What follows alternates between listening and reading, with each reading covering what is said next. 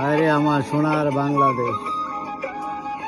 মায় বলতো, বাবা একটুখানি যদি ব্যথা পাই তোমার সাথে কান্দি, তো যে মায় বলতো, বাবা ব্যথা সাইরা দেবো, কান্দ না। হায়রে আমার সোনার বাংলাদেশ। বড় হয়ে দেখলাম শুধু বাংলাদেশের পরিস্থিতি। 19 কোটি মানুষ আমাদের, ক্ষণে পেঁয়াজের দাম, ক্ষণে আলুদের দাম, ক্ষণে এই রাজনীতি, ক্ষণে সেই রাজনীতি। এখন শুনি টিকিট নিয়ে রাজনীতি।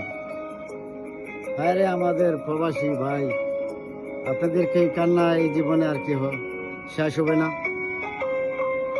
এই প্রবাস থেকে আমাদের প্রবাসী ভাইয়েরা এত কষ্ট পরিশ্রম করে,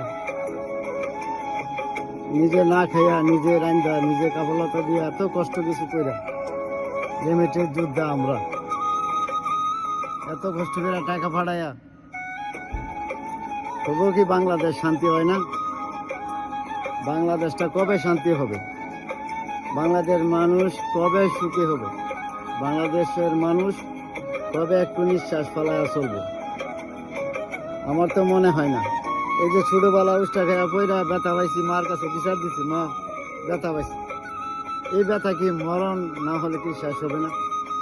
আমাদের প্রবাসীদের কি ব্যথা শেষ হবে না? যারা এই দুনিয়াতে এগুলো করতেছেন, খোদার কি ভয় পান না? দেশকে ভালোবাসুন, দেশের মানুষকে ভালোবাসুন, নিজেকে ভালোবাসুন, নিজের ফ্যামিলিকে ভালোবাসুন। না হলে দুনিয়াতে আপনার কিছুই শান্তি হবে না।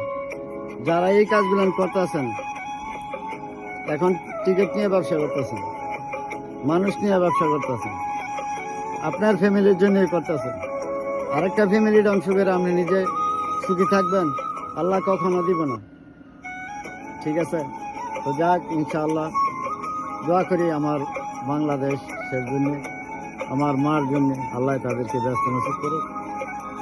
বাংলাদেশের মাটি বলতে পারি না, সোনার চেয়েও খাঁটি, সে হলো আমার মা।